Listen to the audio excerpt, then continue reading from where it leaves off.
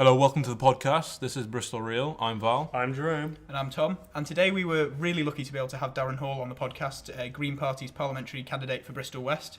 So he's very rushed for time at the moment, but we tried to get as much in as possible and hope you enjoy it. We looked for pragmatic answers to difficult questions that you sent us. We managed to get the vast majority of these questions in, and we hope you may be able to spot your own one. Specific topics included how they'll fund their policies, a concern of many people considering voting Green, the NHS and TTIP, stuff very, very relevant to privatisation of public industry, why renewables are a viable method of supplying energy to a nation, supporting social enterprise in Bristol, and representing those that feel the system doesn't represent them. Just one quick thing to mention before we get into the show is that we had an extra guest host join us called Vari.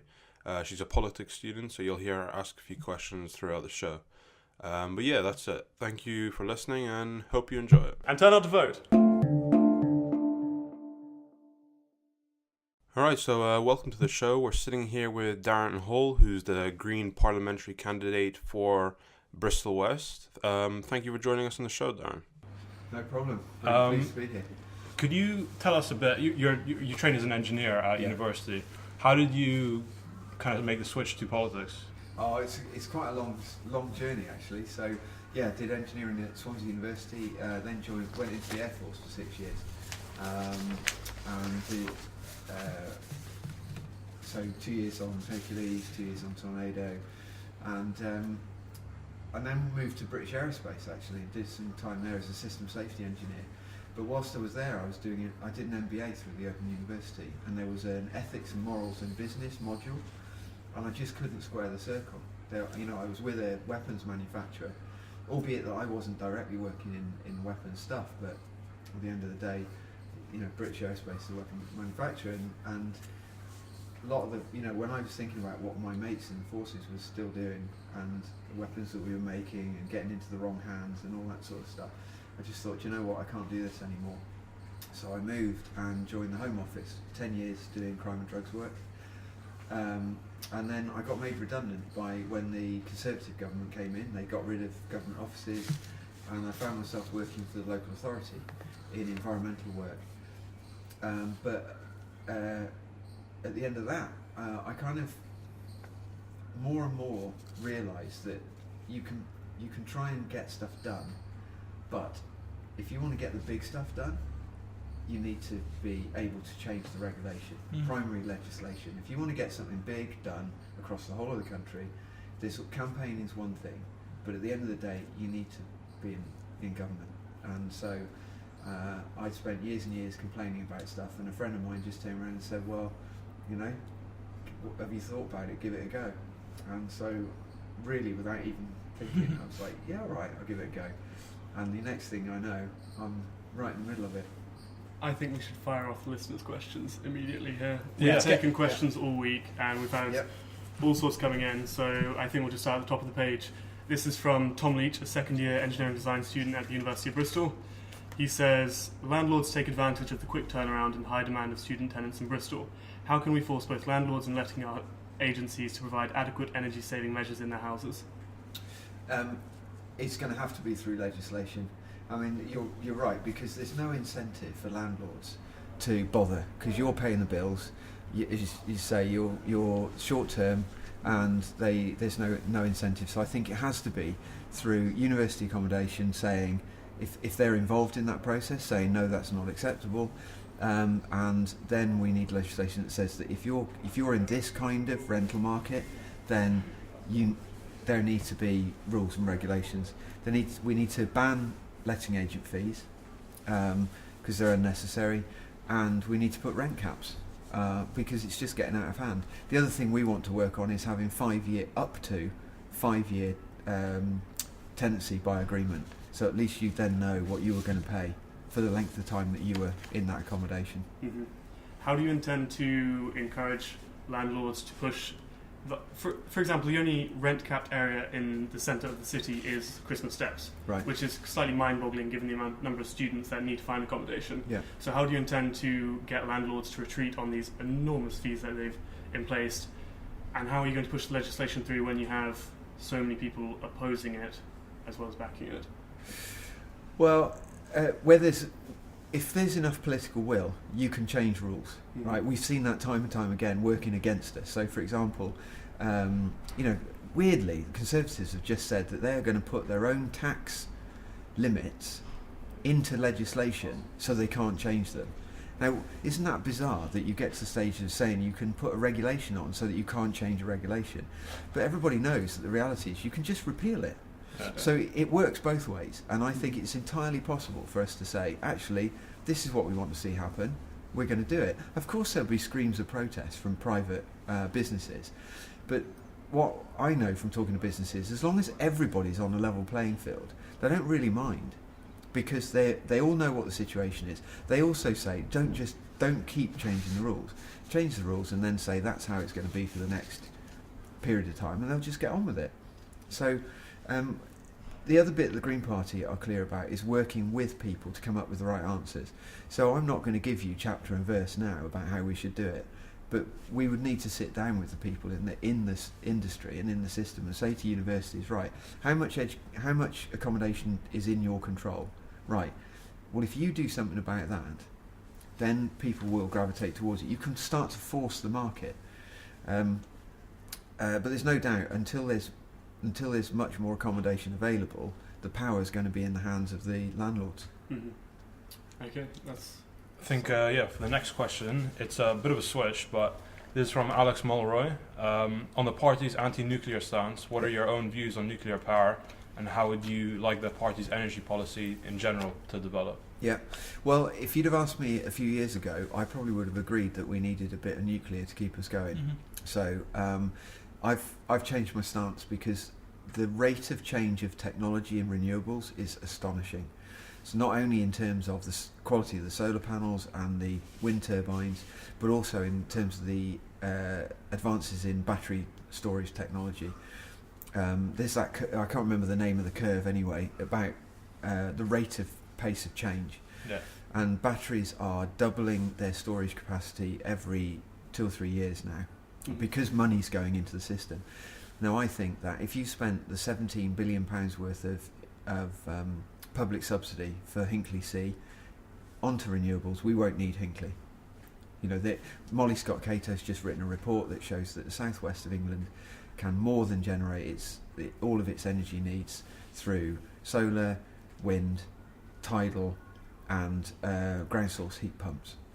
So you combine that all together. Not only that, you then create over 120,000 jobs at the same time as sorting out our power needs. So I'm sorry to all those physicists out there, but I don't think there's a place for nuclear in the future. Right. That's particularly bold given that you're an engineer, so... Yeah. Well, and I look at, when I see those turbines and people think that they're kind of a blot on the landscape, personally I think they're majestic.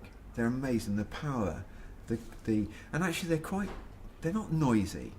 They are majestic's the word that I use when you see them. It's just incredible to hear that, to see them generating that power for free. I mean, obviously you've had to build the thing, but offshore wind is now one of the most cost-effective ways of generating energy. This business, there are reports being created now by banking industry showing that subsidy-free solar will be competing with all kinds of other energy production by 2020. When big investment companies are saying, actually we advise you as investors to think differently about the way the future of fuel's going, then you know that things are changing. On a kind of keeping on the topic of sustainability, there wasn't much discussion about it in kind of the party kind of election debates. How do you think you can kind of switch people on to actually caring about it? Because I imagine that's the first step. Is it through education of professionals and students who are working in the sectors? Is it more about social enterprise? Is it something in the middle? I don't know. I think it's a combination of all three. In that we've got significant increases in fuel poverty, so that's one thing.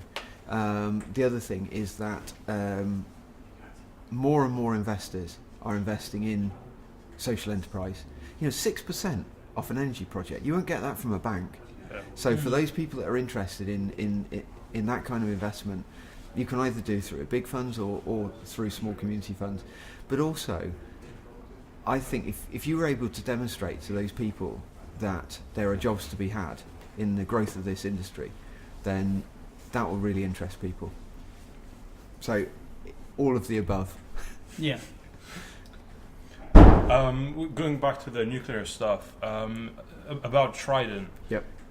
One of the main kind of things people, Conservative and Labour voters who I've talked to, they say Trident, we still need it, but now what's your opinion on that? Even senior army officers are saying that they would rather spend the money on something else. Right. We built those nuclear weapons for the Cold War when mutually assured destruction was a real thing. And people sort of say, well, what about in Ukraine, when Russia was coming over the border? Can you imagine how terrible it would have been for Ukraine to have had a nuclear to throw into the midst of it? Yeah. It would have been just ridiculous. There's no one to fire them at, so why bother having them? I think we've got a massive opportunity to show leadership in the world by saying unilaterally we are going to get rid of our nuclear weapons, and we're going to take on a much more globally peaceful attitude towards the way in which we engage in foreign policy. Mm-hmm. We've got another question. Again, we're on sustainability. We'll move away from it at some point. From Jake, first year civil engineer. I'd like to know if the Green Party genuinely think that ecological sustainability can really be achieved in a capitalist society, or even a socialist one with capitalist industries, or is it just not possible because there's that extra driver? Yeah, the profit motive. Yeah, the profit motive. Yeah, the market is strange. I struggle with this one, I have to admit, because we don't want to go backwards. But what we do know is that having lots and lots of stuff doesn't actually make people happy. Mm-hmm. There's lots of research and evidence that says that this isn't the way forward. But actually, many people in the world live in poverty. So we have to allow them to progress. We have to enable them to progress. That's one of our obligations as a first world country, is to work with those other countries to help bring them out of poverty. But we can do that in a low carbon way. So, passive house designs, for example, they're building those houses whereby they don't have any energy bills. Well, that's great for the person living there because it's cheaper for them. Oh, and by the way, it lowers the carbon footprint. Now, if you then look at third world countries where they could actually leap the fossil fuel dependency and go straight into renewables. So I think there are loads of technological breakthroughs that we could do that would improve people's quality of life, and it not be about endlessly making more and more stuff. The trouble is that people then just accuse you of being some sort of, wanting to go back to the 60s and be a bit of a hippie. Not at all. The world is there to be shaped, and I think everybody would like to shape it in a way that is productive but protects. We've only got one planet, and we're ruining it. We drag stuff out of one hole in the ground, use it, and then chuck it either in another hole in the ground or in the oceans, kind of knowing full well that we're doing the wrong thing. So I think rather than capitalism per se being the problem, I think it's selfishness and not understanding. Do you not think they go hand in hand? Well, they have been. I mean, trade isn't a bad thing. If you and I have got something to swap, so you've got a skill, I've got a skill, and we use pebbles to have an exchange of trade, that's capitalism. It's kind of a trading process. At the point at which you've got all the pebbles and I don't have any pebbles left, capitalism falls over. And that's where I think we're going wrong at the moment. Top 85 people in the world have got the same wealth as the bottom 3.5 billion. Bit by bit, you're fundamentally undermining a global trading system. And so we've just labelled it capitalism, and if we could move back to understanding that prosperity is more important than GDP, then we start to correct some of these issues. On the topic... So moving sort of on a related point, so in terms of Britain then on the global stage, what's our role? Is it still to have an army that can intervene in areas such as Afghanistan, working with America and those kind of countries, or is it to take a step back or to become more involved? I think it's both. I'm really impressed with how Germany and France intervened in Ukraine. They used a combination of sanctions and they used diplomacy, and I think they had a significant impact in that process. So that's one thing. I think we need to increase our foreign aid budget. So that's a positive intervention. 0.7% is okay. We'd like to push it up to 1%. If we doubled the trade with Africa, that would be more than all of the aid money that goes in.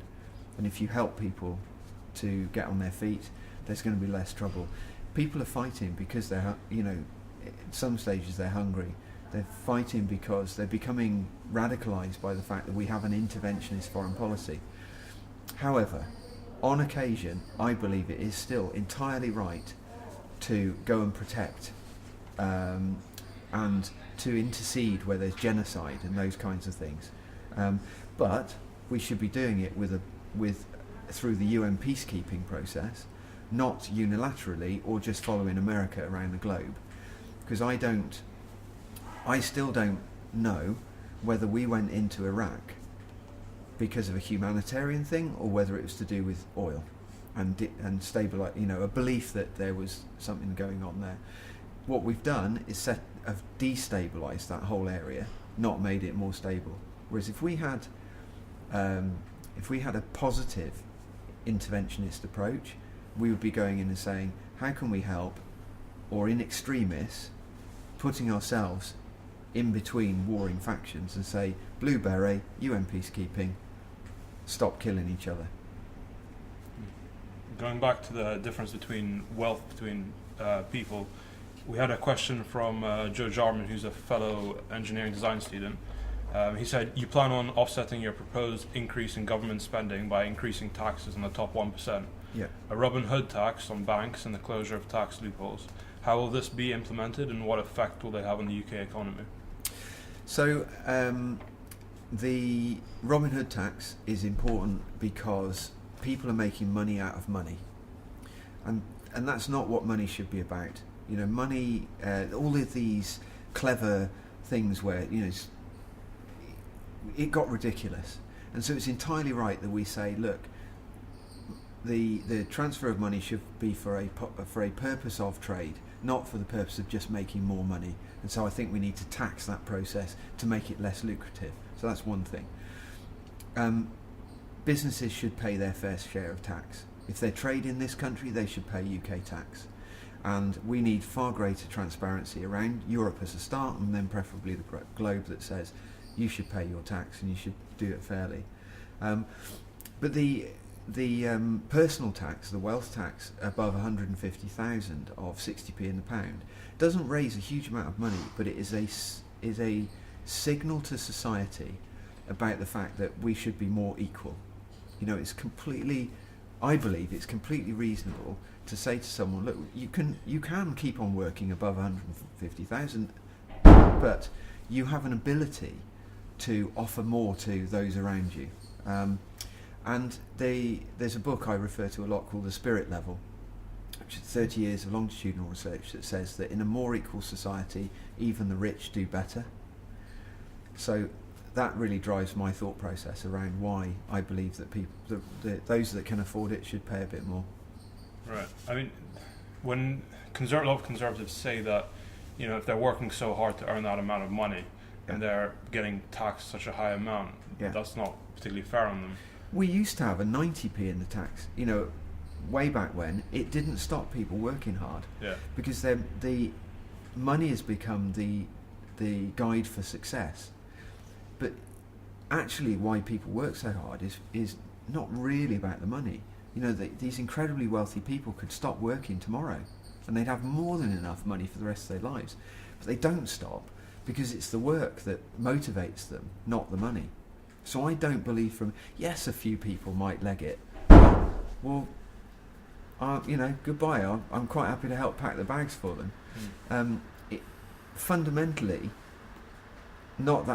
it's not going to drive people away.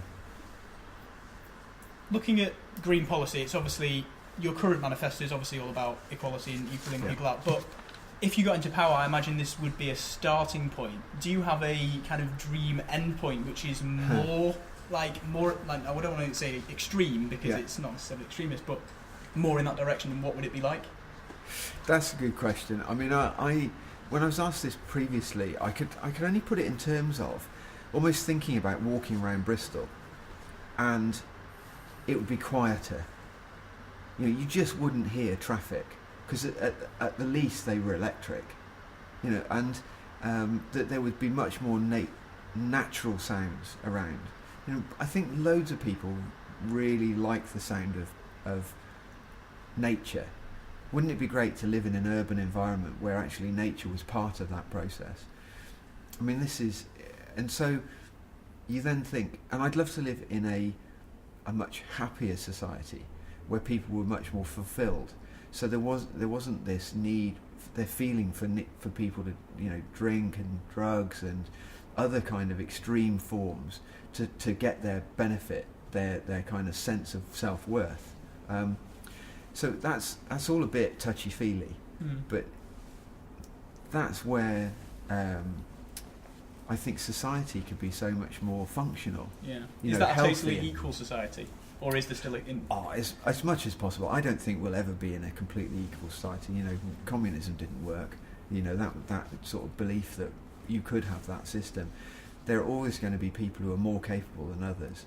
And I think there are always going to be some skills that are going to be worth more than others. But if we can at least limit that differentiation, everybody would be better off. Mm-hmm. I'd like to pick up on something you said, how, you know, the rich people, they don't work for the money, they work for the work of it. Yeah. But there are obviously some people who really are, you know, corrupt, and specifically there was a point I'd like to make about the bankers, about the LIBOR schemes, how they were falsely inflating the rates just to profit from them. Yeah. And you know, an MIT professor called it, you know, the financial scam that happened was dwarfed by orders of magnitude any other than in history. Yeah. And I think what people our age feel who specifically choose not to vote is because that really the people who have control of the country are the unelected interests behind all these political parties. And there's really no kind of point in voting people. Well, there's a couple of things.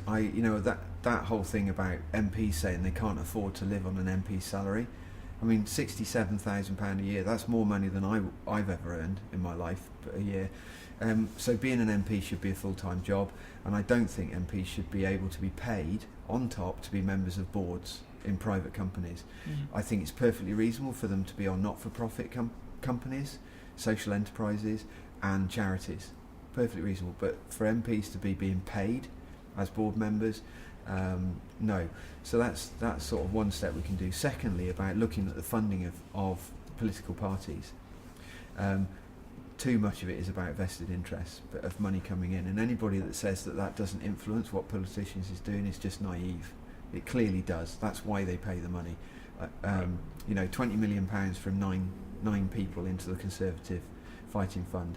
So we should look at the way in which political parties are funded. And I agree that at the moment, business is becoming more powerful than politicians and democracy. TTIP is another example of big business driving democracy, and it should be the other way around. Right. Which is why we're against the principles of TTIP. Yeah. And the thing is, what's your opinion on the bankers who were at the top of these companies and they didn't go to prison or have any sort of effects on them? I think that's what causes this sort of learned indifference. Yeah, well, and the regulation, you know, under the Labour government, regulation was allowed to just get out of hand because they were so enthralled to the tax that they were making off this financial system, not realising that this was going to blow up in their faces at some point in the future. It is completely unacceptable that, you know, my fiancée is a criminal barrister and gets involved in cases where we're taking people to prison because they've avoided or they've scammed the benefit system for a couple of £100 or a couple of £1,000 or whatever. But these people defrauded millions out of the system, and they haven't been brought to justice. I think that's completely unacceptable. If the Greens were in power, would they go to prison? Assuming that there was a fair trial and the case was proven, absolutely. Right. I mean, they made money on the way up and they made money on the way down. Yeah. And we've got, that's not a good society to live in. But the regulation, part of the fault was of the regulatory framework that allowed the culture to grow. But the other bit is, it's the same as the people that run the big oil companies. They set the tone for the company, and if they wanted to shift the tone of that culture, they could. And that's why I've got a problem with it. I think a lot of our generation are disillusioned and fed up with conventional politics, or politics as it is at the moment. What would you say to those millennials who aren't going to go and vote on May the 7th, who won't even go to spoil their ballot because they think that regardless how they vote, it won't actually have any impact on their well-being?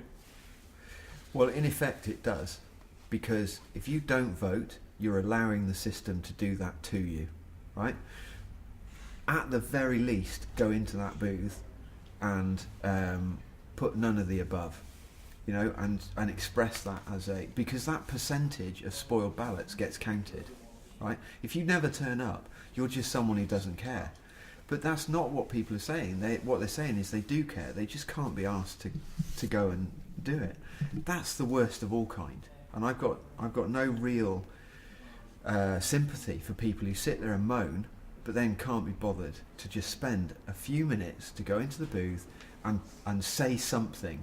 They don't have to vote for anybody. They could just write none of the above, and their voice will then be counted. So our democracy is something so precious. That they ought to feel that they should be part of it. What does the none of the above actually do? What does it accomplish? In effect, it'll get counted as a spoiled ballot. Yeah. And write whatever you like on the paper. Yeah. So then, if that percentage of spoiled ballots starts to go up and up and up, it's a statistic which is really valid that will start people to go, okay, we need to do it. Whereas actually, this statistic about the apathy of people who don't turn up just makes people think that actually they're just being a bit lazy and pathetic. Whereas an active vote against what people see as poor political discourse, that's more powerful than just not turning up. Just to bring it back to a slightly more local level, I have a question here from Ishan Alam regarding social enterprise in Bristol, and on the show here we've actually spoken to quite a few different things. For example, the other week speaking to Bristol Wood Recycling Project. I'll read it word for word here. How do you intend, if at all, to support social enterprises in Bristol? With that's it. Sorry, let's not go on to another. Bristol's brilliant for its social enterprises, and I think we could do more in terms of making facilities available to social enterprises that start up. Local authorities got old buildings. Now, they'll often turn around and say, well, we can't hand them over because they're not safe or whatever, and blah. Actually, we just need to be a bit more relaxed about the fact that offering facilities out to groups, they will fix them up. You see amazing stuff going on across the continent where just say, look, there's a shell of a building, do something with it on behalf of the community, and amazing things happen. Look at Hamilton House in Stokes Croft. That was a boarded up shell of a building, and people just started doing things in there because they felt they could. So I think there's a whole attitude change there. There's also some stuff we could do in terms of rate relief, in terms of VAT, and that we could shift the presumption. So if you were a small company below this, a certain turnover, that you don't have to pay VAT below £100,000 turnover. That would allow people to get on their feet.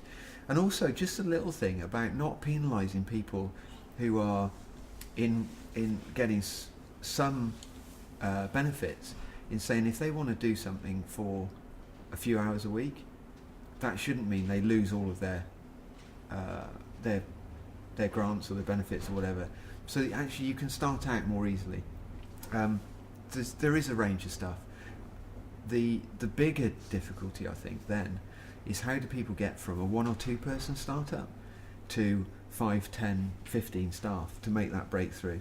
And that's where I'd like to see local enterprise partnerships being much more creative about the kinds of projects that they will support. I think we're still a bit stuck in terms of our idea of risk, about where we will put public money and public support. There's amazing, exciting stuff out there, and I think if the banks won't do it because they won't take the risks, and therefore it's the role of the public sector through business grants and business support to especially help young people with new ideas to get going. Well, moving on to a sort of more national level, one of the great British institutions, the NHS, is often used as almost a sort of punch bag between elections. And my question is, how will the Green Party fix the damage that the NHS has suffered as a result of successive reforms? Yeah. First thing we need to do is repeal the Health and Social Care Act. That will remove a lot of the pressures in order to take the lowest cost bid, because this is about value, not cost. We need to get rid of the profit motive and say that it's not acceptable to make profit out of health. There's no need. You can have social enterprise delivery on a not-for-profit basis. Then we need to have a look at the PFI contracts that a lot of the hospitals are now under. There may well be on a case-by-case basis, a need to buy our way out of some of those PFI contracts because they're costing us more in the long run than we could run them for ourselves. We need to put more money in order to for staff to feel valued, to drop some of the workloads, and to get back to health being delivered by health professionals who are in the public sector, not by people who are on contract to private companies. But then the really big issue is about the fact that we're actually running an illness system. Less than 5% of the health budget is spent on health prevention. So it's actually how we think about society. So air quality, for example, is a good one. More people die through poor air quality than they do through road traffic accidents. But air quality, 95% of air quality problems is to do with traffic. So in order to fix the health problem, you've got to deal with the transport system. Same with housing, poor housing, old people especially dying during the winter because they're living in damp, cold houses. We need to deal with the way in which people live. That will then start to bring down some of the costs in the health system and make it affordable in the long term. A lot of the Green Party policy is about spending more, and it's not necessarily focused on the deficit. Yep. If the spending is increasing, there's naturally a tendency for people to criticise the Green Party by saying it's not affordable. Yep. Do you actually think it is genuinely completely affordable, or do you think there are certain compromises that will have to be made from the manifesto? I probably wouldn't say compromises. I think that what we kind of know, we know at the moment is that austerity is hurting the poorest the most, and there isn't very much growth. So this idea of trickle down isn't working, because we're not actually paying off the budget. In order to meet the coalition government's promises on the paying down the budget, they are going to have to make a lot more cuts.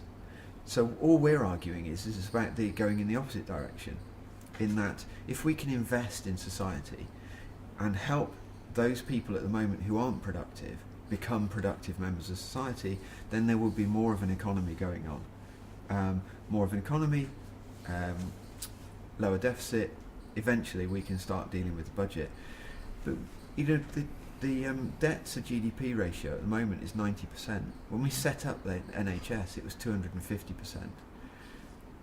The budget, the debt, is not unaffordable. Now, what we keep being told is that this is like a household budget, your credit card bill. To me, it's more like a company.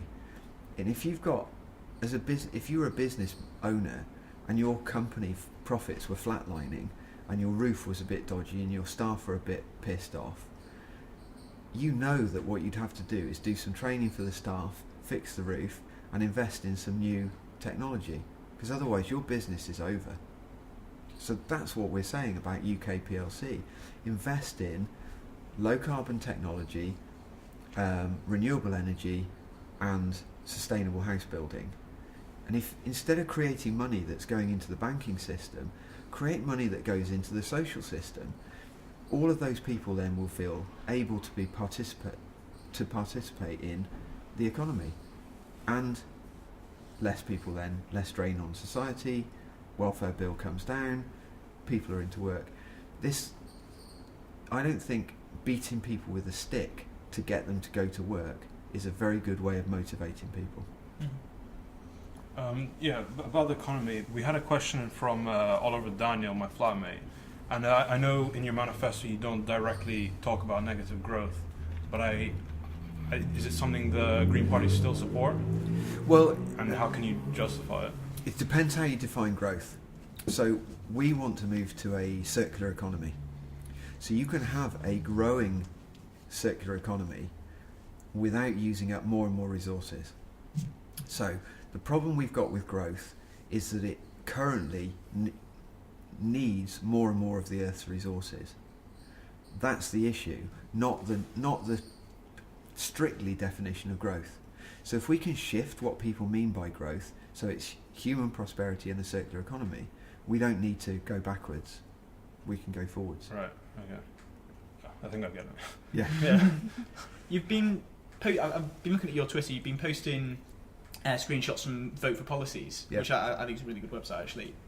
The Greens poll really well on that. Yeah. Why do you think there's a disparity between how they poll and Vote for Policies and how they poll, like, in the traditional sense? At the moment, it's about tactical voting. That we're a small party. We can't be in power. We don't have proportional representation. So people in a first past the post system, people will end up voting primarily for whoever they think is first and second, to try and get one of those, the least worst, to be in power.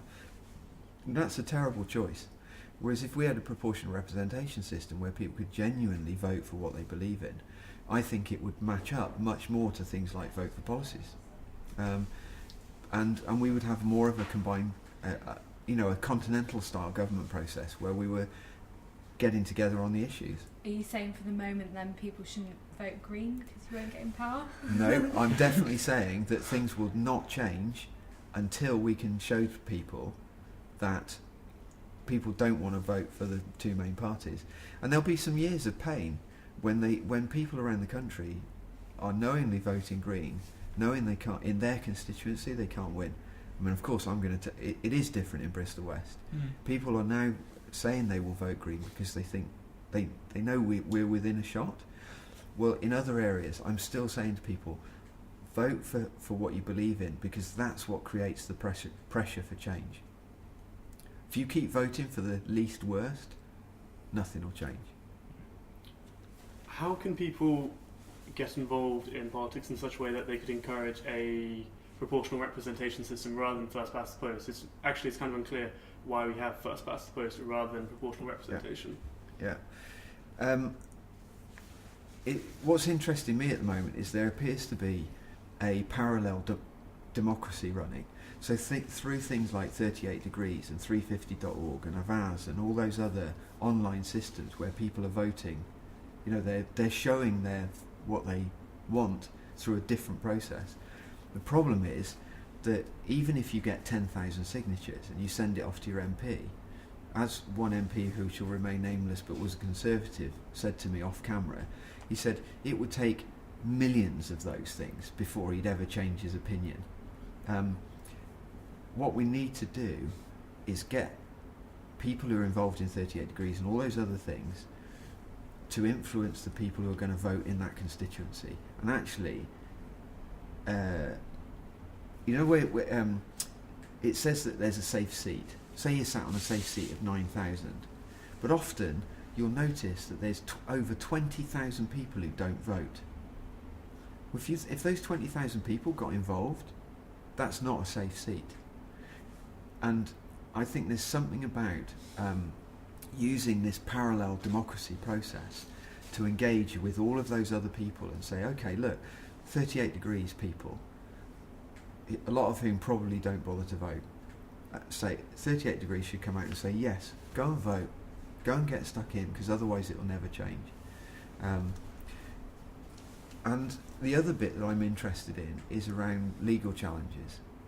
At the moment, it tends to be in a bit of a, that's why the current Justice Secretary has been trying to get rid of judicial reviews, because it's been hurting them, because people have been taking the government to court. I would love to see more people using the legal system as a way of challenging decisions that are being made. Probably not going to be able to do it over proportional representation, but the Supreme Court of the UK has just ruled the UK is being unlawful in not providing clean air. Yeah. That's amazing. That's a really significant moment for democracy, where a group of people got together, raised the money, and took some direct action through a perfectly reasonable democratic process. And the Supreme Court have come out and said, yeah, you've got a right to clean air. That's powerful stuff. Yeah. So it's about turning all of that parallel democracy into action, rather than just loads of people filling in their details on an email and then going, right, I've done my bit. Well, you haven't really. You've just sent one of 10,000 emails that are going to get ignored.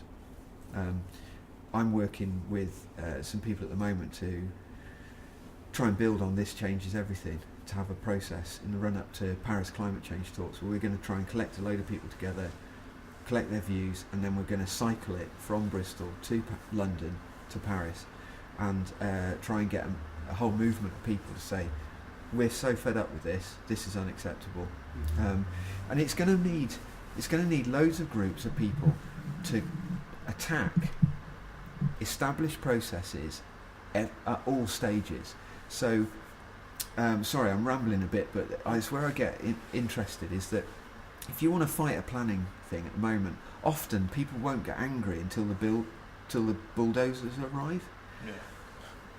But when you walk into the planning meeting 2 years before that, there'll be 5 really angry people saying no to stuff, but no one there saying yes to something else.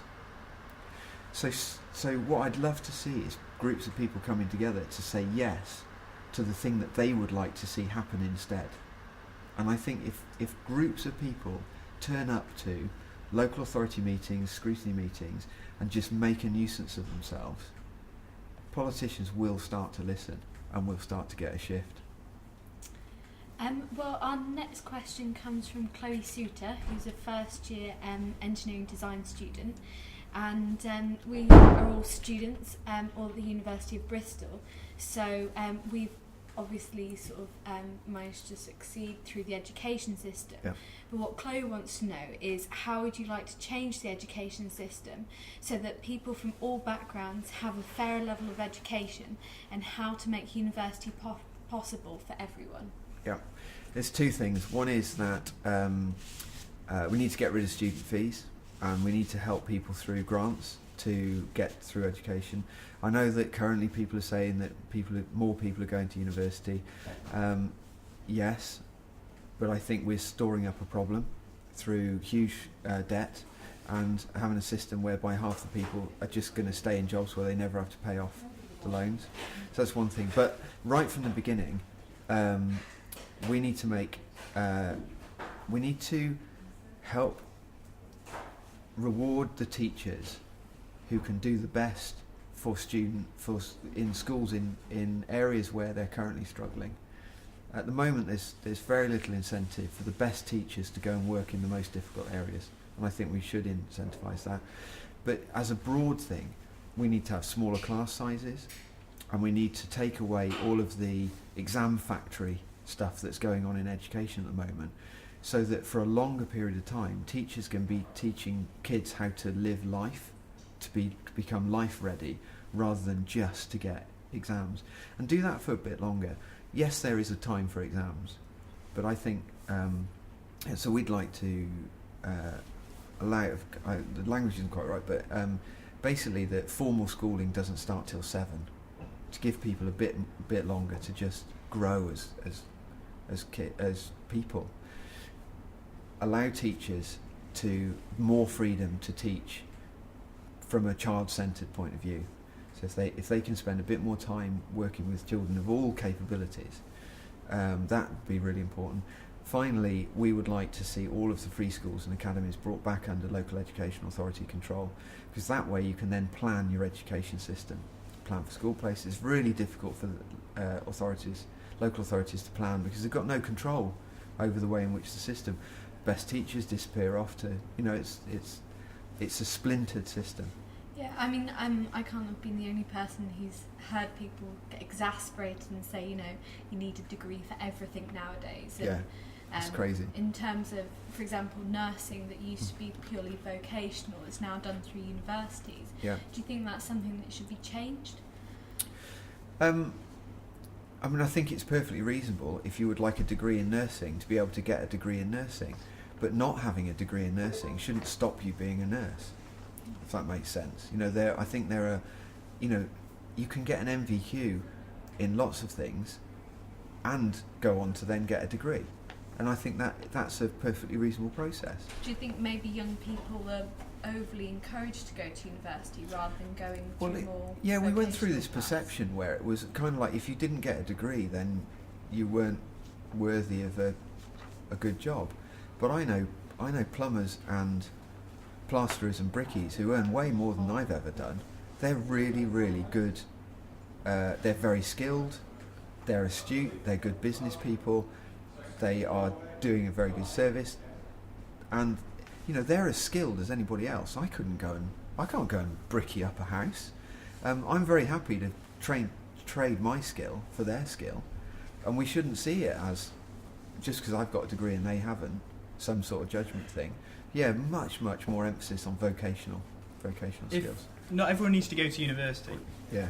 Well, if not everyone needs to go to university, you're opposed to the idea of grammar schools in general as a party. I went to a grammar school. I think it's been quite beneficial to me in getting to university. A private grammar school? No, it was a state grammar school. Yeah. If people don't go to grammar schools, don't have a stigma against not going to university, do you not think there's still a place for that sort of system that is kind of beneficial for the people who are kind of the right people for university? Yeah. Well, streaming is good for the people who are good, and generally bad for the people who aren't as good. And I think until we've got a system whereby we could honestly, hand in heart, say that those who are struggling are helped, to then stream off the others is problematic. I'll be honest. I went to Bristol Grammar School, private grammar school, because I got a scholarship to go there. Because Mum and Dad said, well, truth of matter, so I was at a rural comprehensive, and from a year group of 80 people, there were only 6 of us going on to A-levels. 2 of us to do maths. And well, that's just nowhere. It was not going to be good for me to be trying to do maths with just 2 of us out of an entire school trying to do double maths and physics. So Mum and Dad got me a scholarship to go to a school where they were offering it. But that wasn't the right answer. The right answer was to provide really good sixth form education local to where I was, so that I was able to go on and do it. Unless there should be opportunities for people who are capable to do more, but it shouldn't be at the expense of those who are struggling. And I think that's where we've got the balance wrong at the moment. We've done one half of the problem well by allowing, giving extra and all that kind of stuff, and we failed the other half of the system. So, just before we get to our last question, I just want to ask something about the drugs, the approach Green Party has. Yeah. Is it to legalise marijuana, and if so, what's the justification for that? Well, I did 10 years with the Home Office and crime and drugs work, and the most significant fall in crime that I saw was because we started treating drug use as a health issue. We started offering heroin users proper treatment, and so they didn't need to go out and commit crime in order to get access to money to buy heroin. It was so significant. So I am firmly of the belief that we should treat drug use, problematic drug use, as a health issue, not a criminal issue. And Now, clearly there are criminal elements, and where those people are acting, are supplying, etc., etc., that is a criminal act and needs to be punished. But the point is, when you decriminalise the process, you then completely shift the system into not being something that you can make loads of money from, because you've taken control of the supply of the drugs. Yeah. You knock them out of the market, and the war on drugs has failed. And therefore, if we decriminalise it, and it's not about, we're not suddenly saying that you're going to be able to go into Boots and buy anything you like. It's about decriminalising the process, not locking people up for possession, simple possession, but making sure that those people who do use drugs have access to the health advice and treatment that they need. And where that's been shown to work, most people's problematic drug use drops off significantly. I mean, is it the next stage? I understand drugs like heroin and cocaine, not legalizing them, but for marijuana, is the next stage to actually legalize it and tax it, like states in the US, because it's probably it's been very harmless. successful. I mean. Probably. We you can go into a pub and buy a pint. Yeah. And everybody knows that if someone invented alcohol now, it would be classed alongside marijuana, and we'd be having the same discussion about it. The drug itself is, there are real opportunities to see this as in a completely different way. So yeah, I think the most sensible way forward would be to follow that model. Mm-hmm. Right. Okay. Moving on to our two questions that we ask every one of our guests that we have on the show. Although this week we've decided to modify it slightly, so it's sort of a double-barreled thing. What are you most looking forward to in the next 20 years? And not only you, but what does the general public have to look forward to in the next 20 years? I'm tempted to do a kind of a negative response on that one, because I'm so fixated on climate We've got a negative change. one. We've got a You've got a negative negative one. one, right? Don't Okay. worry, yeah. I am most looking forward to the energy revolution. I genuinely think renewables and getting rid of fossil fuels will be amazing. I cycle a lot, and I was out cycling and I got overtaken by an electric moped, right? And it was so beautiful, and it was stylish, it was silent, it was efficient, and the person who was doing it, energy revolution will be amazing. Mm-hmm. Okay, I'll pass the negative one on to Val. And then, on the flip side, in the same time period, what is the kind of main thing to worry about? Well, the worst effects of climate change are probably not going to hit us within that particular time frame. Talking 20 to 50 years before we start to really hit. But I think there are going to be some serious issues around resource scarcity, food, and the pressure on water. My colleagues who are still in the forces, they are currently going through senior staff college, and they now have a 3-week module on resource-related scenarios for war, and water scarcity is the top one that they think is going to cause problems. If we lose, those battery effects of water freezing on mountain ranges, that then trickles down through and provides water all year round. If that system fails, there are significant areas of the world that are going to be in real trouble. When we have climate effects now, because the population's so high, when something happens, it happens to many, many more people than before. And so I think our ability to be resilient is going to be tested heavily in the next 20 years. Just before we finish, Yeah. I don't know if it's the right thing to do, but can you predict what's going to happen in the election this week? No, well, not can you predict. What do you think? Yeah, What my bet? If I was a betting person, I think we'll end up with, at the moment, I'd put a bet on minority Labour with SNP. You think they're going to go back on what they said? Oh, they'll have to. Yeah. Yeah, there's no way. There's no way they would turn down being the government just over a few different. I mean, the other possibility is Tories scrape through, but I can't see it happening at the moment. So Okay. there you go. Well, brilliant. Thank you very much for your Thank time. Okay. Thank you.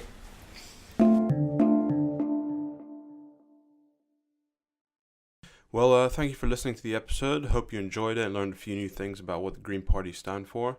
If you want to read more, just Google Green Party and you can find their website pretty easily if you feel like reading their manifesto. Apart from that, you can follow us on Twitter. We're at Bristol_Real. And on Facebook, if you just search for Bristol Real in the search bar, we should be one of the first results there. But yeah, thanks for listening, and we'll see you next time.